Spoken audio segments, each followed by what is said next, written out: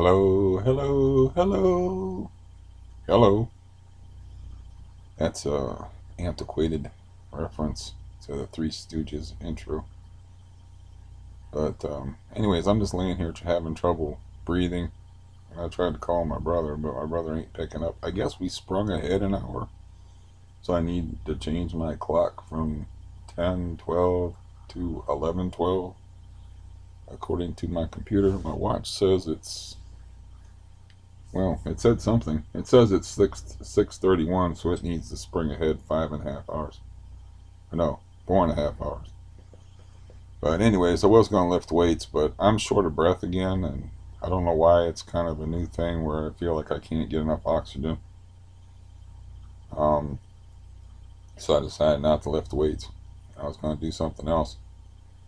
I did get some exercise in today because I walked for 20 minutes, 8 minutes with a cane, and 12 minutes with a walker, and that's the first time I've been able to do that.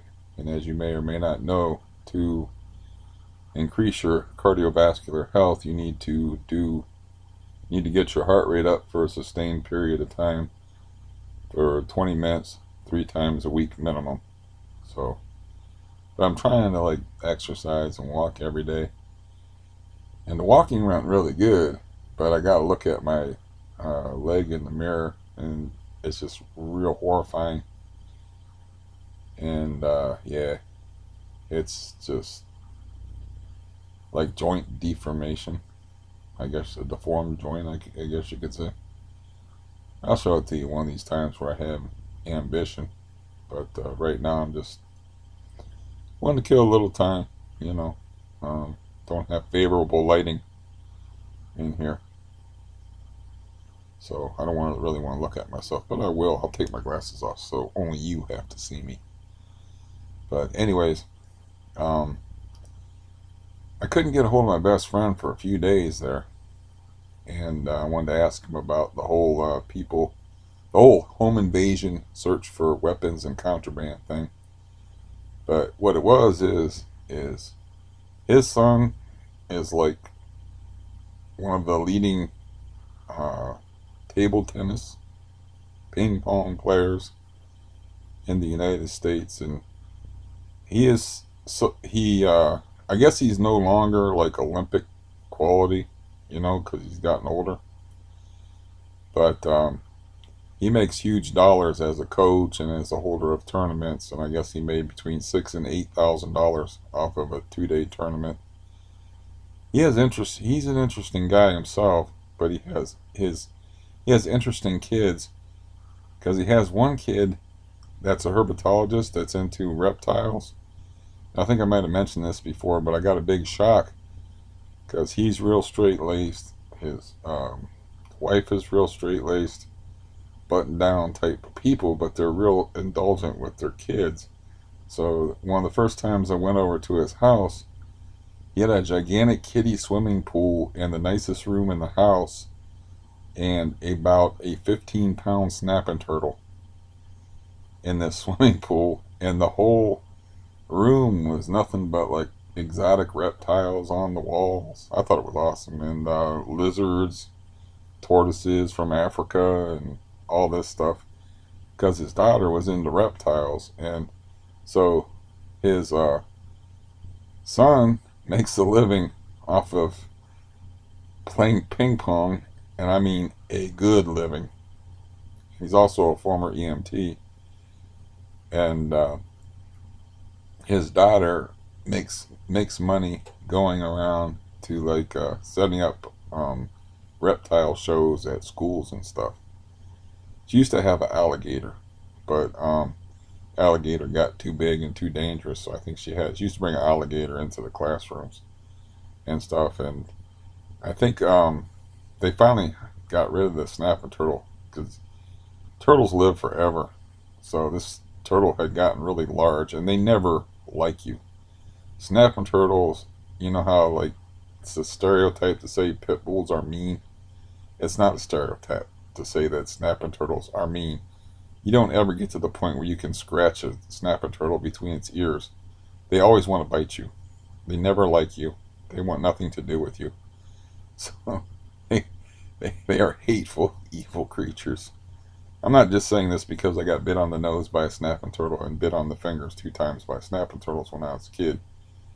And well, on the nose, actually, I wasn't that much of a kid. I was an adolescent that was just like, "Hey, buddy, what's up?" Snapped on the nose.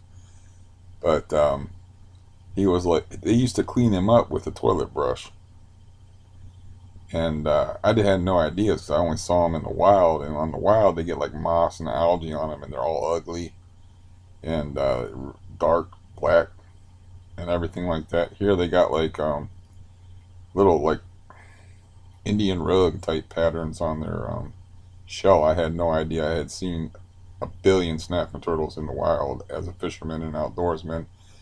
I caught a 17 to 18 pound snapping turtle on a fishing rod that bit my pant leg when I was going like this, and I was lifting one leg over top of this wire, and it bit me on this pant leg, right, and I was stuck like that. So I was like connected to the snapping turtle. I'm like, what the fuck? And I'm like pulling on the snapping turtle, trying to get it off of my pant leg, and I'm like, I'm hopping on one foot and stuff. I don't know how old I was, but I was like, man, this is stupid. But yeah, that's stuff like that happens to me. But anyway, so go back to him toilet brushing. Yeah, he'd scour up and clean up the turtle with a toilet brush, and he said it would be hissing at him and trying to bite him the whole time. And he was never really fond of the turtle. So she got married and moved out, like, I don't know, a long time ago. Or not that long ago, actually, but, a fairly long time ago. Maybe a couple of years. I don't know. I lose track of time. But the point is, he was really happy to get rid of that snapper turtle. He never liked it. He just put up with it because they had it for like God knows how long. 15 years. I don't know how long they had it. They live forever. Turtles live forever. But anyways, so yeah, I got into all that because I was saying that's why my friend wasn't getting back to me, is he was like being a jack of all trades, like helping his son at his ping pong tournament over the last couple of days. And he said, man, I didn't get back from, I forget which city they were holding him. He said, I didn't get back till like 1 o'clock in the morning. And I'm like, I'm an old man. It's like, this is like 3 hours past my bedtime. And anyways, so I spoke to him about the whole deal, like, of the whole home invasion deal. And he said that, yeah, they don't. I asked him what I was interested in, is like, do they need to go through the process, is what I was interested in. Obviously, I know I'm going to start this over. No, I won't start this over, but I'm not doing good. I'm not allowed to start it over. It's already past the minute mark. But anyways, I was interested in the process behind it because, do they need a judge? And he's like, well, sometimes they do and sometimes they don't. So I guess they don't. Sometimes they bypass that. So they don't even need a judge.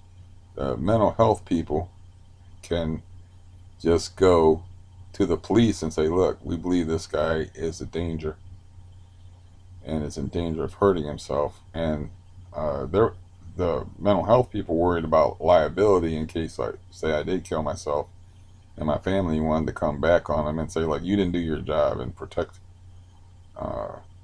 my son slash brother slash relative from himself. So I didn't even think of a wife. Isn't that sad? I didn't even think of a wife. You didn't protect my husband from himself, and they go back on him legally.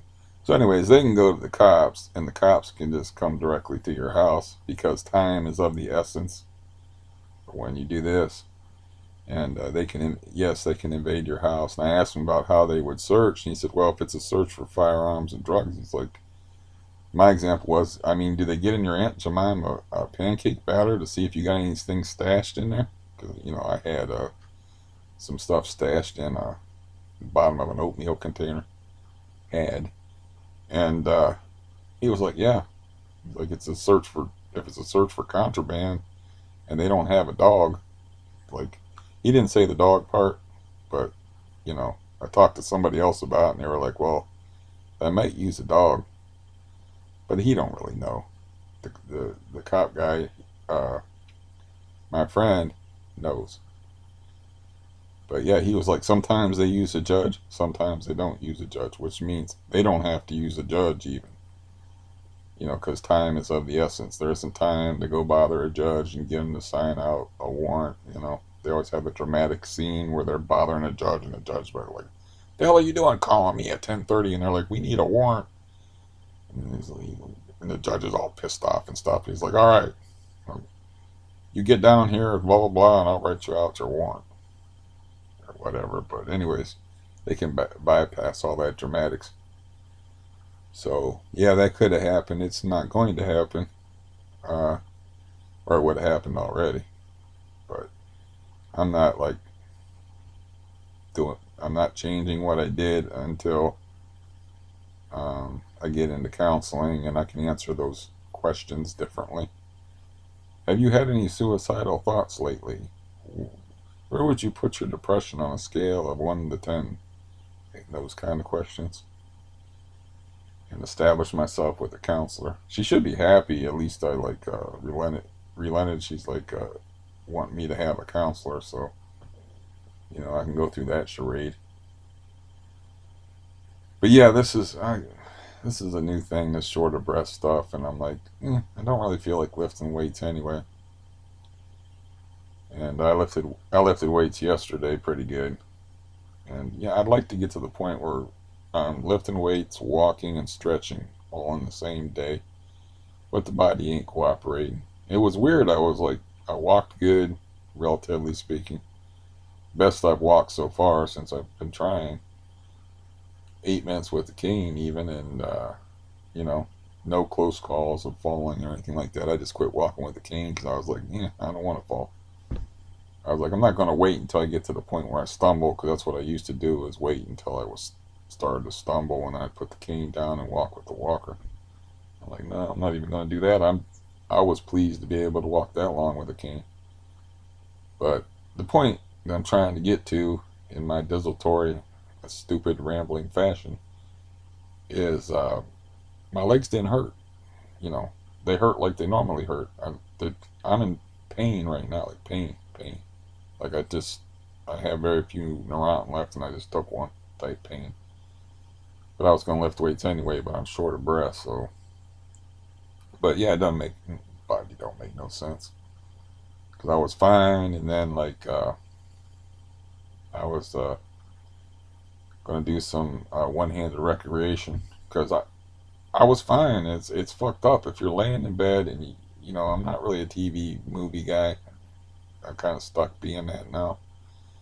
But I'm like I want to go do something, but I know I can't because I know my leg's fine. I feel good and I can't do stuff. It fucking sucks. I mean, relative to me, I feel good.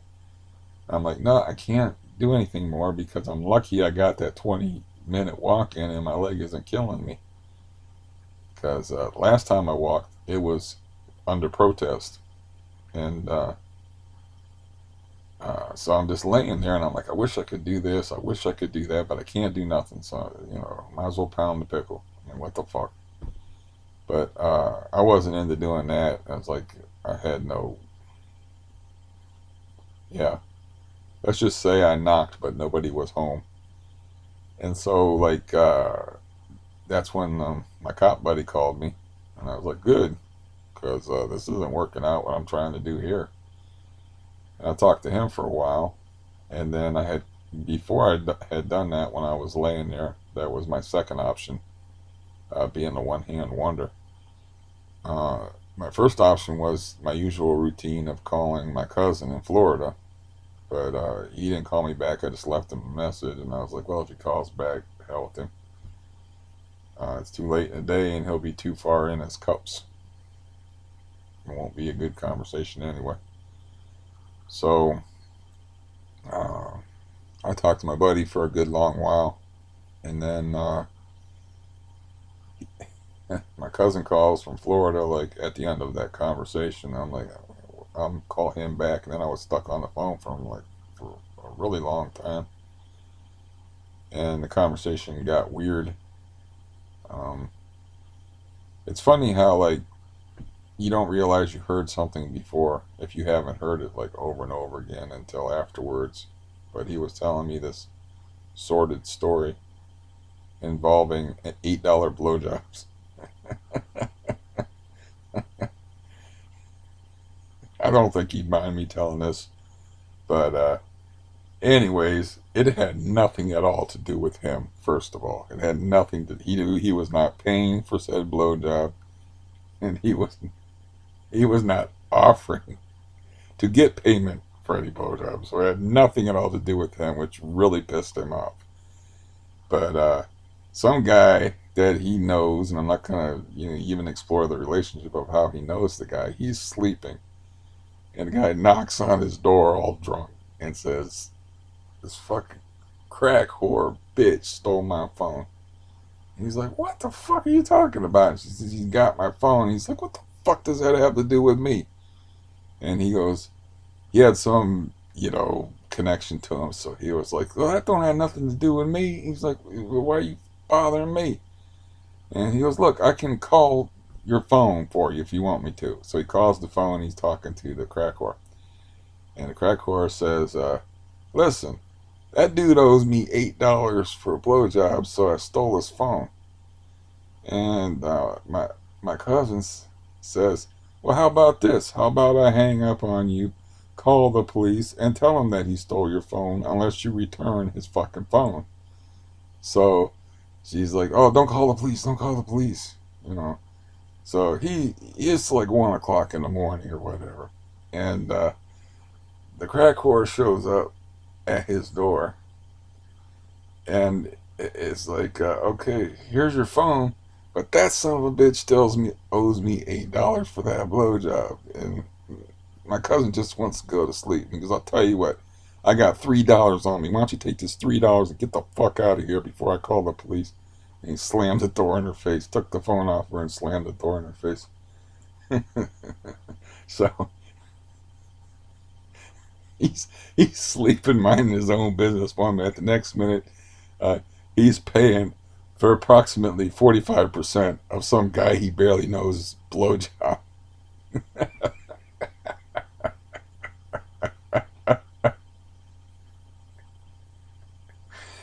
And I was like, yeah, I've been in situations like that where I'm like, what the is going on here, and what does this have to do with me? How am I even involved in this? It's like, why are you throwing rocks at my window to talk to somebody else in my building? And it's like you need to throw rocks at their window. But I'm used to dealing with insane, crazy people, so you know, it's like the pocket maniac that lived here was like knocking on my window, like late at night. Not late at night, more like early in the morning, like 3, 4 in the morning, and I just happened to be awake. I mean, I had woke up in the middle of the night, and I'm like, "You gotta be shitting me." And he's like, "Steve, Steve." And I'm like, "The hell, whatever." You know what? I want a cigarette. Get me smoking. So at least I'll get a cigarette out of the deal. So I went out there, and he wanted to watch the sunrise. So it was probably closer. It was summertime, so it was probably closer to 5 o'clock in the morning. So he wanted to like watch the sunrise with somebody while he was drunk off his ass, and he was feeling good. He had a good night or something. I don't remember why, but yeah, like when that one crackhead dude, was trying to sell me OJ's shoes, Bruno Malley's, and I'm like, first of all, I'm really not a clothes horse. I don't know if you've noticed this about me, but yeah, I'm not a clothes horse. And what are the odds of you stealing a shoe that would actually fit me that's my size? Like, those are like 10s. My feet are size 12. They might have been 8s, but the point is they were too small. I'd have to look up at my past stories to, as I've told that story before, but I was like, they were somewhere 8. I don't know why I'm so detail obsessed. It's not the point. They were too small for my feet. Well, I was like, what are the odds of you stealing the right size shoe to fit my foot in order to sell them to me? He goes, "No, but they're good shoes, man. These are Bruno Malley Italian leather, man. I'm telling you, these things are worth money." And I'm like, "Not to me. I can't wear them." He's like, "Well, you could sell them." And I'm like, "I'm not really a shoe salesman. I'm not a cobbler. I'm like, it's 3 o'clock in the morning, dude. You're trying to sell me fucking Italian leather shoes at 3 o'clock in the morning. Like, so I'm used to that kind of insanity, but that story's funny. I think I would have remembered that because the fact that he had to pay for part of somebody else's blowjobs, hilarious. When he's just minding his own business, like laying in bed, sleeping, just literally asleep, and then next minute you're just thrown into a totally stupid situation like that. And the only reason why he put up with the guy, he said, I wanted to kill that guy, like for other things, but he said I wanted to just beat him up that night, but later on I wanted to kill him, and I told him if you ever come back to Florida, man, you better not see me. Uh, but he couldn't even beat the guy up or throw him out of his house because of an association that he had that I'm not going to go into because the names must be changed to protect the guilty. I'm telling somebody else's story, so I have to, I talk too much anyway. But you see, you get a good story like that though, man. You got to share it with people. I don't give a fuck what it is. You have to. Like I got that one story. Um, it cracks me up so bad and it's so funny that I just fucking have to tell you the story like right now. And so this guy I know, and I'm gonna spare him his anonymity, even though he doesn't come off looking bad in the story. He meets this girl, and they get to the point where they're having like almost a one night stand, but he's banging her pretty quick in the relationship. She don't have no damn curtains on the window, and he's going away at her doggy style in front of these windows, and all he can think about, and it's the first time he's been with a girl, which from what I understand is like the most exciting time. Everything's new and fresh and all that stuff, and he's just going away, and he's like just thinking, man, is anybody watching me? Is like, he's thinking all kind of crazy shit, like are there cameras? He's like, why are we screwing in front of this window, and why don't this bitch have blinds on her windows in the first place? He's like, I don't really know her all that well and all this stuff. And like, so he just like is stuck in a plateau phase. Just, he's like a freaking porn star performance wise. She goes back to work and just sings his praises, and it upped his sexual reputation like considerably. But it was all because he wasn't even there. He was like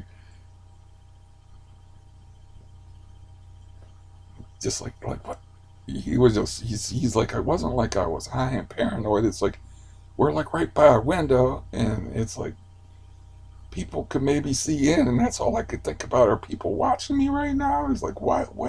And then he was like analyzing the whole situation. He got up in his big head instead of his little head, so he was able to like go man go. Yeah, that story just, oh god, that killed me. That I've told that story so many times it's no longer funny to me, but that just killed me. And it worked out to his advantage because like the word got around that he was super stud, and really he was just super paranoid. Under ordinary circumstances, he probably would have put in a good 3.5 minutes of work. And, but anyway, so I'm thinking maybe tomorrow, depending upon how things go, I'll look up the life care number at the very least, and then call my cardiologist. Now I found I've been taking like a lot of blood pressure pills, and I never used to, but it's like a way to lower my heart rate. So, I only got like 6 in that bottle over there, but I got this other bottle of 60 that is so old. It's from the office of the doctor who's doing time for rape, but it's this other doctor that worked with him. While he wasn't even. It's from like 2019 or something like that, but it says that it can be refilled before 4/20/2022, 21, but it's not on the CVS website. So I'm going to just send the bottle in there with my aid worker and ask for a refill using the bottle and see if that works. But anyways, so I'm down to like 60 blood pressure pills, and then it looks like I get another prescription for the blood thinners, and they've been um, compiling my prescriptions, like 3 bottles of it at a time, which is 3 months supply. So I might even have like 3 months supply, so I don't even really need to go to the cardiologist. My heart's been freaking me out, frankly, and I'm not sure like having this thing to keep track of it's all that good of an idea. It's making me more paranoid. But yeah, I should call them tomorrow. This whole thing was a wake up call where I found out that like, okay, you got to get your shit together. You got to watch what you say, and you got to get on top of things. Another sign that I've really been slipping off the face of reality is when I was having a 300-pounder clean up my house, I found an important letter that got mixed in with the junk mail, because I just throw the junk mail by my door, stagger in from outside, get in the mailbox, and just throw stuff by the door in a big pile. But my Medicaid has to be renewed by April 2nd, like every year. And I didn't even get the letter until the month's half over. So, yeah, I'm like, thank God you because she was like, you want me to throw this away? And I'm like, you better put it on the table here so I can sort through it, just in case there's anything important in there. And sure enough, like, I need to get my Medicaid renewed. And that's just a further sign that I'm slipping real bad as far as like taking care of business. Also, I've had like twinges of tooth pain. Actually broke out at Ambisol. What is that stuff? I don't know. Them little tubes and numbs it type shit. And I don't even know if I have a toothache or whatever, or I have any tooth problems. But I haven't been to the dentist at least until last November. That's actually the last place I went to. That was either a doctor or a dentist. I think that's the last time I was out of the house, actually.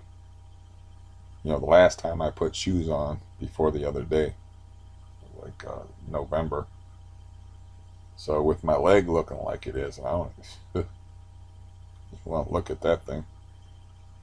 And the general feeling of like, there's too many things here, and every time I go to get help, nobody wants to help me. As a matter of fact, my psychiatric people seem to want to aggravate my heart condition by threatening to have the cops come in here and tear my place up.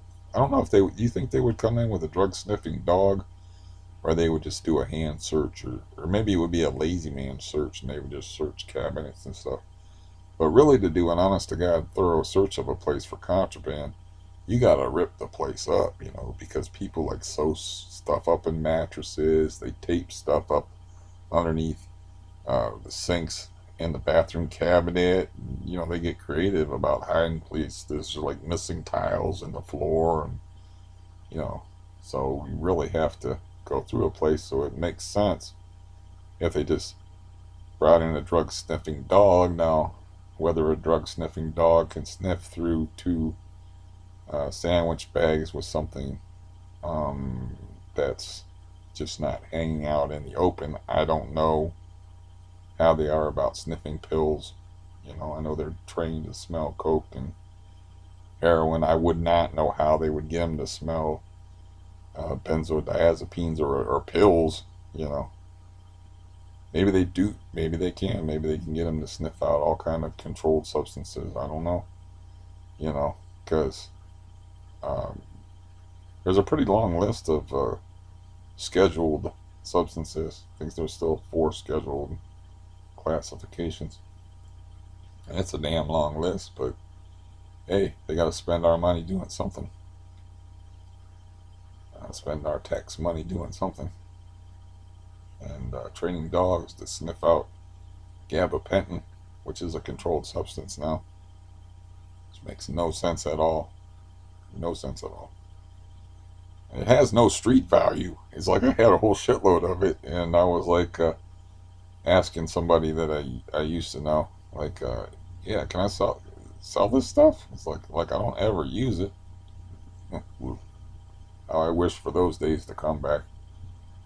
And I had like that giant. I at one time I had a giant bottle of it of like 400 pills, and she was like, "No, they don't have any street value at all." And then I guess people started getting hip to the fact that they're a potentiator, and if you take Neurontin or gabapentin along with benzodiazepines or opiates, it intensifies the effect.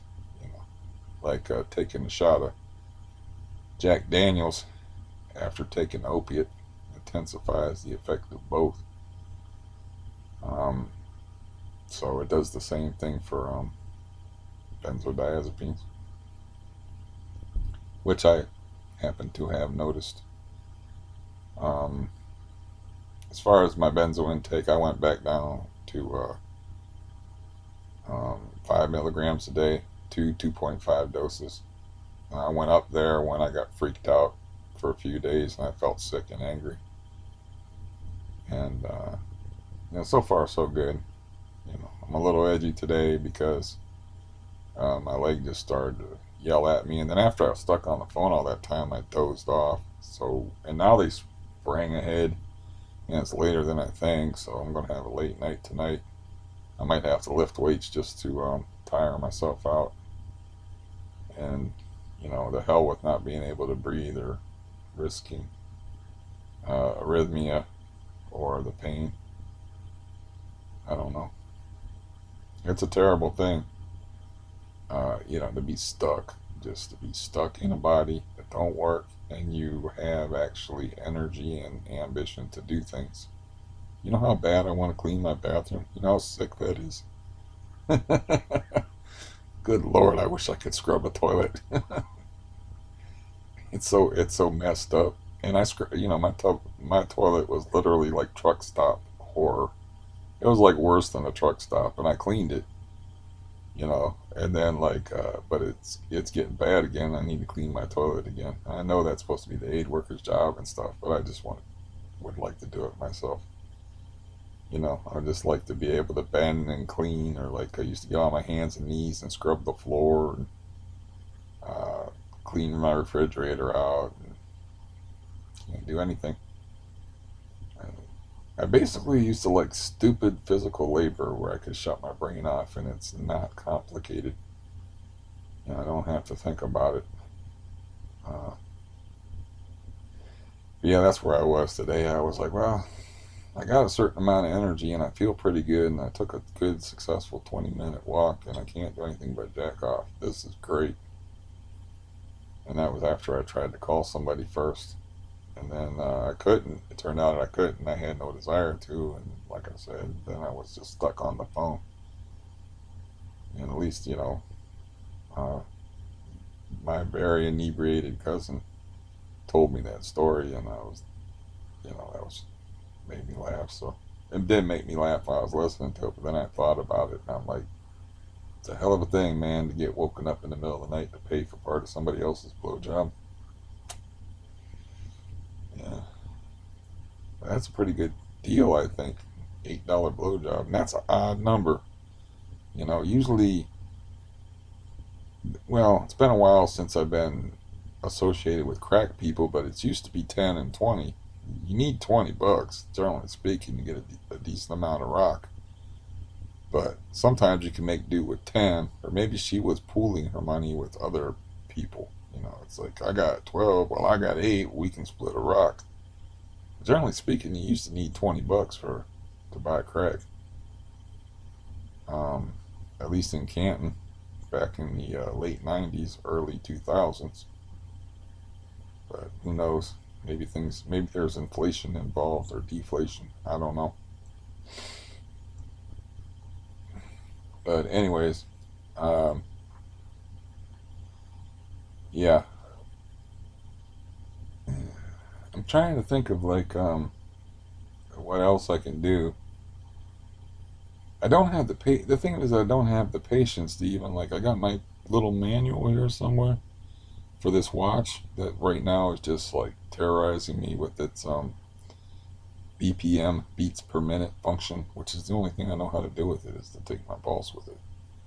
And it just pops on randomly like that. But, I don't know how to set it or anything. And I think I need to have a link to an app in the phone in order to set it. It has many functions.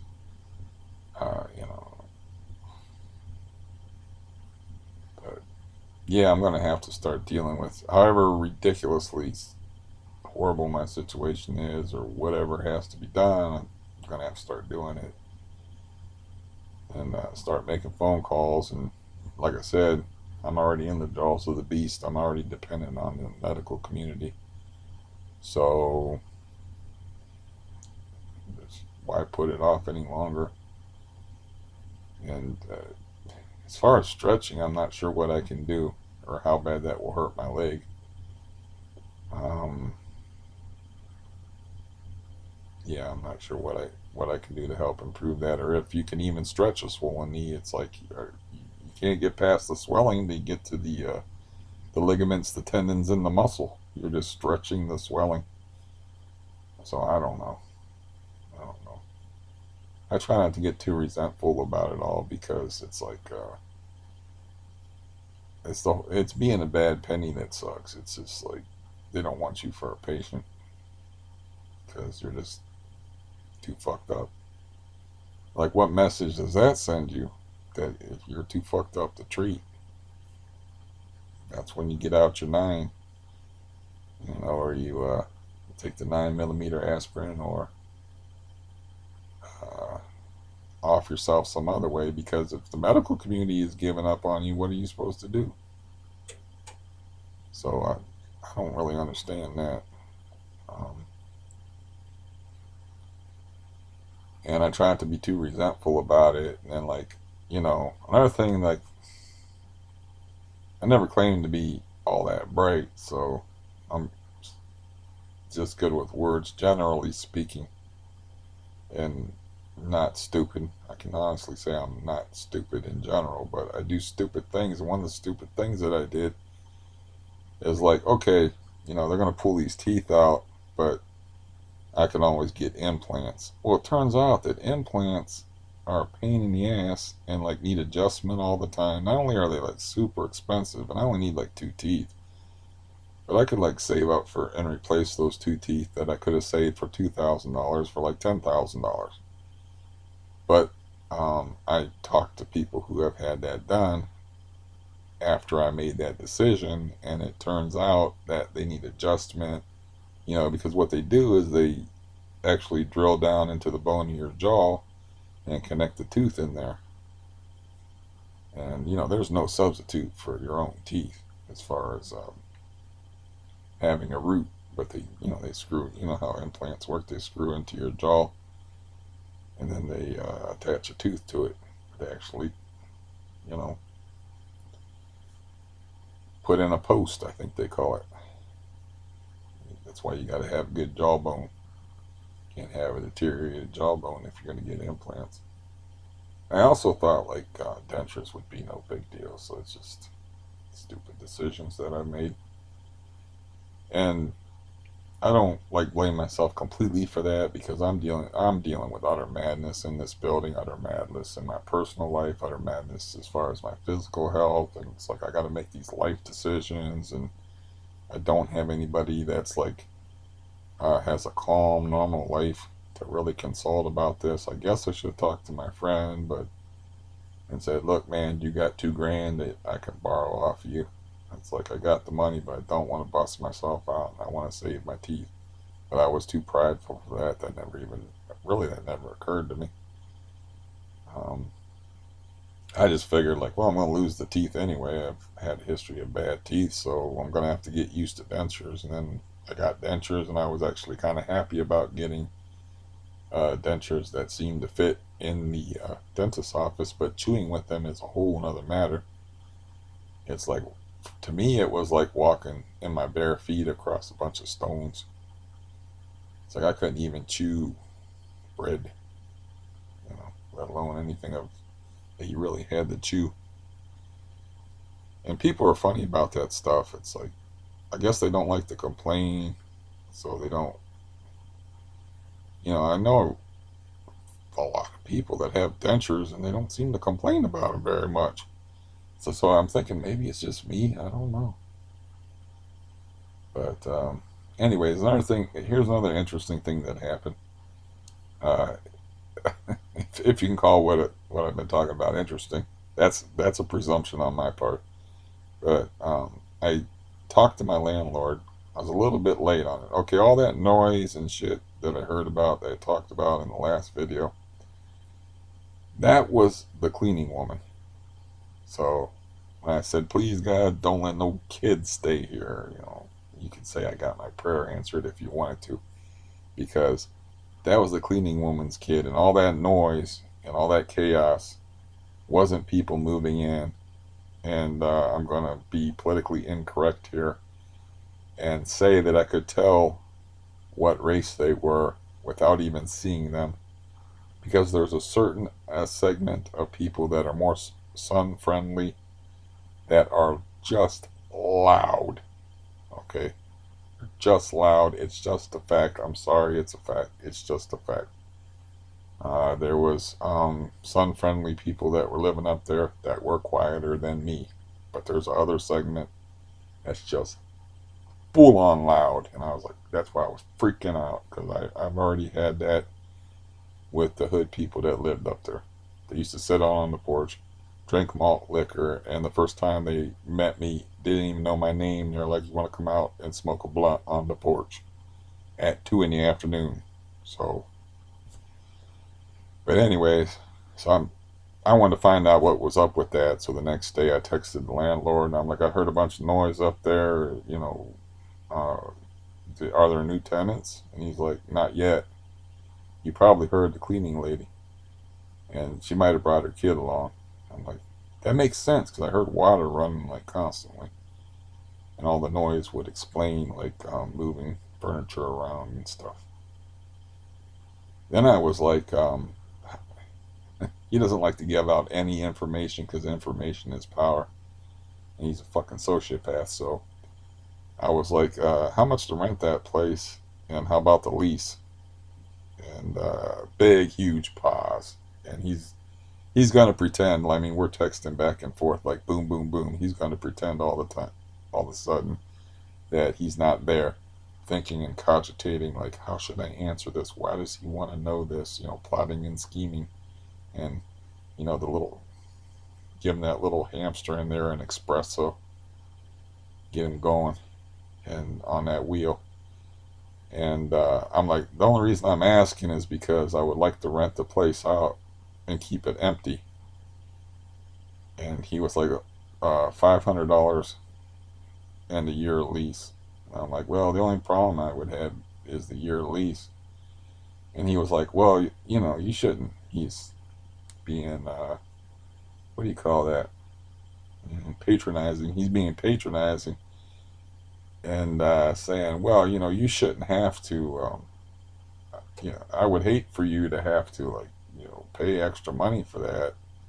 And it's like, yeah, you hate it so much that whenever I complain about noise or drug dealing or anything like that, you never did shit about it. But he's like, I hate for you to have pay that much just to have quiet, and I don't see how that would benefit you. And I'm like, that would benefit me, because I would have peace and quiet, and me being politic, haven't had the best luck with tenants around here, so I would know that I would have quiet, and I would know that there'd be no water coming through the ceiling, and no chance of it. He was like, there's water coming through the ceiling? And I'm like, no, there's no water coming through the ceiling, and the way it would benefit you is, if there's nobody living up there, you're paying the utility bills here, you would pay less in utilities. And he's like, it benefits me? Oh, okay. He's like, well, yeah, I could do that, and we don't have to do like a year lease. We can do a month to month. And I'm like, yeah, that would be pretty cool for me there, because I could have like 3 months worth of guaranteed quiet. And he was hip to the idea, and he's like, yeah, okay. And then he's like, but I got this other guy lined up, and he's supposed to see the place. And then he like backpedaled completely and gave his version of no, which is, well, let me think about it. let me think about it to him means no. So what I'm going to do is I'm going to get together $1,500 and then just have it here in the house. And it's going to suck, but I'm going to talk to him in person. Well, maybe I don't have to talk to him in person. I can just text him when he's here and be like, I think we already got it, just to be clear, but I think we already got it hammered out that he's going to show the apartment to this guy that says he wants it. But if the guy don't take it, uh, I'm going to say I want it. And then, like, if you'll do 3 months, that's guaranteed money, and it benefits you because you'll pay less in utilities. And I can have 3 months worth of quiet. Which, I mean, you know, what price can you put on peace of mind? I'll just let it work out however it works out. It could work out. I even told the landlord this. It could work out in my favor, and the guy rents the place, and he's actually quiet or has a job and is gone for part of the day. It's like people that live here, they generally don't have jobs, you know. So it's like, yeah, he could have a job maybe. That would be cool. And like I could have quiet because I only need like part of the day where it's quiet. It'd be nice to have the whole day quiet, but and $500 is a lot of money to me, of course, to pay extra. But if I only had to pay it for like 3 months, it'd be worth it. I mean, we're going to get a $1,400 check here shortly, and that would be $1,500. So it's really not even my own money; it's the government's money. The sad part is I have the same amount, $1,400, on my food card. And I don't know if I said this in the last video or not, but I had talked to the person that's got my food card, and I just told them to put it in the mailbox. And they were like, well, I don't want to spend any more off it because I don't want to get in debt. And I didn't go into the whole logistic problems with that. It's like you would not be going into debt because you have to spend money on food anyway. And it isn't a matter of you hanging on to the money because you could spend the money off of the card instead of pulling it out of your bank and send it to me. No, I'm not even going there. And they were like in a wrathful mood over their mailman because they got like a rural area, and I guess they don't have good grass, and their front yard's all muddy, and their mailman's a fat slob, so he wasn't giving them their mail. And she had ordered like 1-800 contacts, got contacts in the mail and never got them, and she's waiting on her contacts, and she never got her mail, so she had to go to the post office and complain. And she was like making revenge plans against the mailman, and I'm like, it's probably not a good time to try to engage her faculties of reason. But it's like, how do you figure that you're getting in debt when you're spending money that you already have to spend anyway? And then there's my brother, and my my brother, like, I'm not. He uses a credit card, and it can't be a matter of a pride thing with my brother because he's on disability, so he's getting free money like me anyway. Because I was talking to my cousin, and he was like, "Well, I wouldn't want to do that because I work for a living." And it's like, why would I be using a food card and getting stuff off the government if I work for a living? And I was like, well, I didn't explain it. I did mention that the one person had already owes me like $1,000 off of that card that they haven't paid me, and the other person's on. I didn't mention that the other person's on disability, so they're taking handouts anyway. So, you know, the funny part was, is even though he was hammered, he's very practiced at being hammered. So, it's not like a normal person hammered. But I was very delicate about how I phrased it, right? But he was like, somebody will have like $500, and then they'll sell their $500 in food for $200 for drugs. And I'm like, you mean like what people do with like alcohol? And then I like, oh shit, I'm talking to somebody that's an alcoholic, and So I was like, yeah, I could see that, where you wouldn't want to do that. I mean, I bought drinks for the Pocket Maniac a couple of times where I bought him beer because he had the shakes and he didn't have any money. We were just sitting out there playing poker and, he's going through withdrawal and stuff. And it's not like I'm going to cure him of his alcoholism. And I got updated on the Pocket Maniac, and I guess he's been sober for 5 months. No drugs, no alcohol, and he's getting tested and stuff. And what caused the break with the people that I moved into this city to hang around, which uh, he was going to go over there, and he went over there and made a fuss, and then they gave me shit for it. It turns out that now he's allowed to go over there. So he's allowed to go over there now because he's sober. So that's kind of funny in a couple of ways. I mean, it's good news. I don't know how long it'll last. Dude is severely traumatized from horrible shit that happened to him when he was young. And plus, he was fighting over in Afghanistan and shooting at people and shit. Um, so I don't know how long that's going to last, his sobriety, but he's actually allowed to go over there.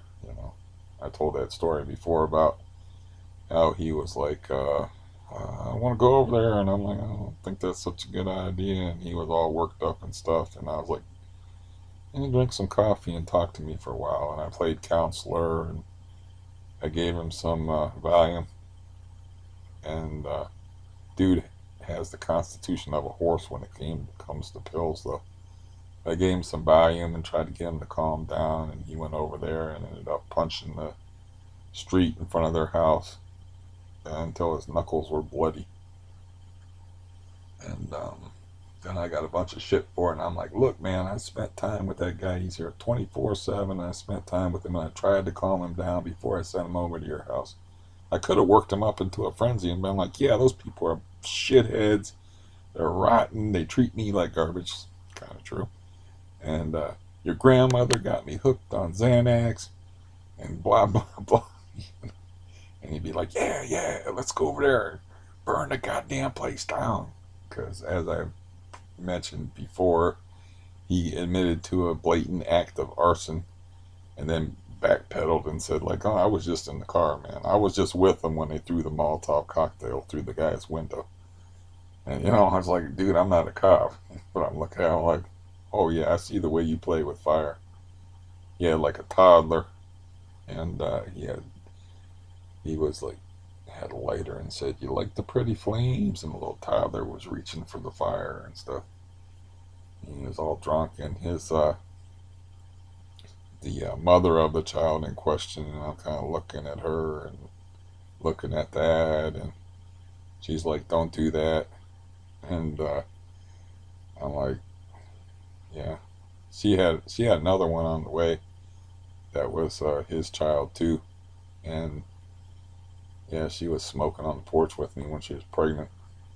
So, hey, it takes all kinds to make up a fucked up world. It takes all kinds to make up the world. It takes all kinds of people to make the world go round. Yeah. See, this is the kind of mood I get into where I'm just like an animal in a cage and the body is my cage.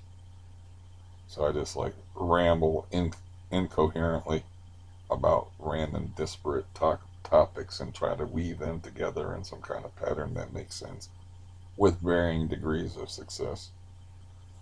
It's still cold up here in the northern climes. It's like high 30s, but that's normal for around here in March. I just noticed that I had the heater on, which is drying out my throat some.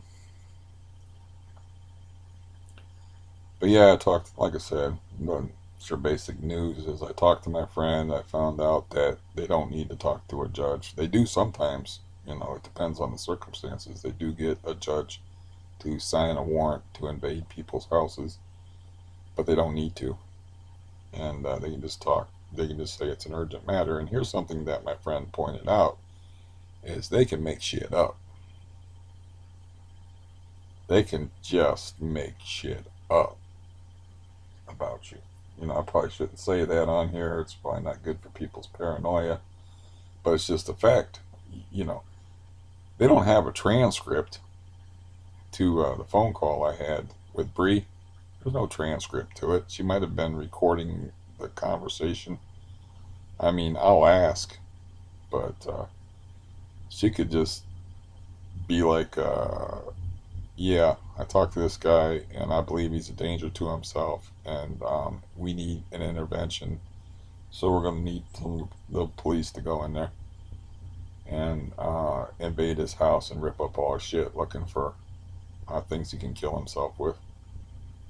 So make sure you take all the broken glass in the house and all the knives and all the plastic bags. You know how many ways you can kill yourself? That's what I had the conversation with the case manager, who was kind of rolling her eyes about the whole thing, like it was funny. And to me, it wasn't funny at all. But she was like, I was like, oh boy, she doesn't know Steve. So this isn't going to end well. You know, she was like making light of it, but I didn't think it was all that funny. But she was like, I told her, like, look, if Steve's smart, if he wants to kill himself, there ain't nothing I can do to stop it. And I was like, yeah, they got Google. There's even a famous site that teaches you how to kill yourself, or different ways to kill yourself. So there's like a million ways. I think Cindy on here told me you take a whole bunch of Tylenol or something like that, which I didn't know. You know, I don't take Tylenol, so yeah. Um, that's acetaminophen. I take ibuprofen, so I don't. For whatever reason, I've never been a big fan of Tylenol unless it had codeine in it. Tylenol codeine 3 is not too bad, but so I found that out. I'm trying to do a synopsis here in case you didn't notice. So I found that out, that you can get woken up in the middle of the night and have to pay for somebody else's blowjob. And I found out that they don't need a judge. They just need the word of a mental health professional that you're a danger to yourself, and they just tell the cops, you know. So, yeah, this isn't a paranoid friendly um, podcast. So, I found that out from my friend. I also found out that he, you know, I already knew that, I already had thought about that, but he pointed out, like, you know, they can just make stuff up. And then I also talked to my friend about the pink slipping thing, and he's like, I don't know if they still do that because I'm not on the force anymore, but that's how it used to be. And I clarified it with him. I said, and that was entirely at the policeman's discretion, right? And he goes, yeah. He's like, any cop has had the right to do that. They could just label you as mentally unstable and take you to a facility and basically take away 3 days of your life, as he put it. And talk to the landlord. I know the place is empty. I don't know, you know, he'll probably keep the place empty until um, the beginning of April. That's generally how he does things. Uh, if he's got somebody, I think he said he was going to be in here either Tuesday or Wednesday, or Tuesday and Wednesday, to do repairs and to get the place fixed up. But then he'll show the guy, like next week, he'll show the guy the place. You know, they could have, it doesn't have to be like at the beginning of the month, but the place will be empty for a little while here. But in the meantime, I'm going to send the aid workers out and pull money out of the bank just in case, because my landlord do love that big weight in his hand of them greenbacks. So money talks, bullshit walks.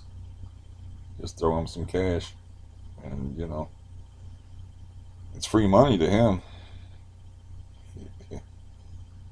If this guy don't want it. But I also, like I said, that's still a lot of money to me just because I have it. It's still a lot of money to me, and you don't know what kind of things can crop up. I could need more done on work than I have to actually pay for. I'll have $3,200 in the bank here as soon as they um, do the $1,400 check thing. Um, but I might need that to save whatever remaining teeth I have, which I'm not sure how much. I only got 3 teeth that meet up front here, so I'm not even sure what good saving these will do, but maybe they help me in chewing or not. That's the thing, is like you can't do a before and after. You can't yank out your teeth and say, you know what, it was better the other way, and jam them back in there with the roots and everything. That's not how it works. Um, so I'm kind of like, I would love to have that place empty upstairs though, but I'm kind of like back and forth about it a little bit because there were good people up there before. They just don't stay. Good people do not stay in this building because the bad people drive them out. Like, there was a nice couple up there that it was a nuclear family. They had a kid that they put in daycare. They both had fucking jobs. I hardly ever heard them. The only thing I can say against them is the dude blew up the toilet and put a bunch of funky water through my ceiling. Some poo poo water, as some guy put it, which I'll never forget, through my ceiling into my clothes hamper. And yeah, that was fun. Um, but they didn't stay because that was right around the time that the meth heads moved in. So they got like a little, I don't know kids' ages, but anywhere from 5 to 8 year old, and then they're living like the doors are like right next to each other to a place where people are doing meth. You know they ain't staying. Um, there was a gay dude that lived here that lived above me and sung opera. He was a great neighbor, so maybe I'll get another gay dude that can sing that lives up there. And he was a good neighbor. So I've had good neighbors before. It's just the fear of bad neighbors. And like right now with my nerves being fried to where like that's the thing I'm saying is like I need to do like physical active stuff because things like trying to figure out how to set my watch will drive me crazy and I'm liable to break things because of the edginess. Though, like repetitive, stupid things I can do. Now, this is just a dumb thing to talk about, but you know, of course, that's what I do. I got this gigantic thing of coffee, and I'm like, I like fresh coffee. So if you got a gigantic thing of coffee and you're one person, keep opening it, and they got those supposedly Folgers got the supposedly stay fresh lids bullshit.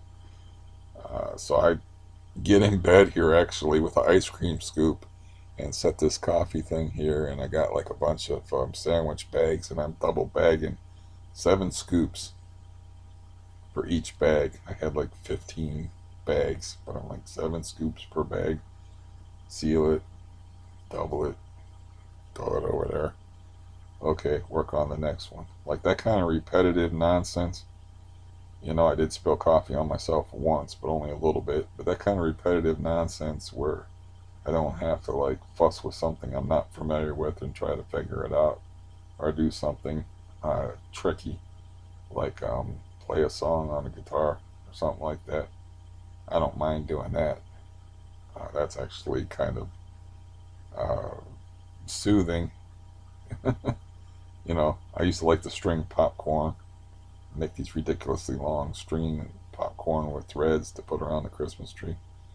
I used to enjoy the hell of that out of that when I was a kid. So, anyways, uh, but yeah, the whole thing of just being trapped in a ruined body is just horrible, and then having people like tr- not give you the option to opt out of that. It's just like it fucked with me so hard last week. Hopefully, my heart's returning to normal. I think my heart rate was only over 100 today when I was walking. I don't think it ever made it over 100. But that was like the first day since the 8th when I had that fun phone call with Bree, the psychotherapist person. So, yeah, that's about it. I don't really have anything else to talk about. I'm hyper, and that's not good. I have energy, so I probably have to go do something like um, lift weights and play chicken with my heart and see if I end up in the hospital or not. 'Cause I have like way too much energy. I couldn't help it. I just fell asleep, and it just kind of hit me by surprise. I got worn out by talking on the phone, and I think I covered everything though. I don't think. Yeah, maybe I'll call the person with the food stamp card and remind them to drop that off. I told them to just throw it in my mailbox. It's like, just throw it in the mailbox. It's actually worth over $200 a month, and it's got $1,400 on it now. But just throw it in the mailbox. I mean, um, I can like I waste money on food here and there, so never more than $20, $25. But I'll send these aid workers to the grocery store to get rid of them and have them buy me potato chips and sour cream. And I think you can pay for like coffee creamer with the EBT card, but I don't buy that much different stuff. I was thinking maybe I should buy some grapefruit because grapefruit's good for helping people lose weight. And yeah, I would like to drop about 10 pounds minimum. I need to drop about 20 pounds. I don't see that happening on a leg like a giraffe. Or, and a heart I got to worry about all the time. Um, but at least I got energy. I just can't expend it properly. Yeah. So, anyways, that is all I'm going to say. And I'm going to bid thee adieu. And I'm not even going to watch this. I don't care. Usually I watch stuff, things back in case I say too much or say something stupid. I'm not even going to bother because I don't want to sit through this. You can sit through it. I'm not sitting through it. But anyways, I'm gonna go lift weights. It's retarded. It's like, let's see what time it is. It's 12:20 in the morning. I'm gonna go lift weights because I got like way too much energy. I'm not gonna be able to sleep. So yeah, I'll see you in a few days, or if I have anything interesting to talk about. Goodbye.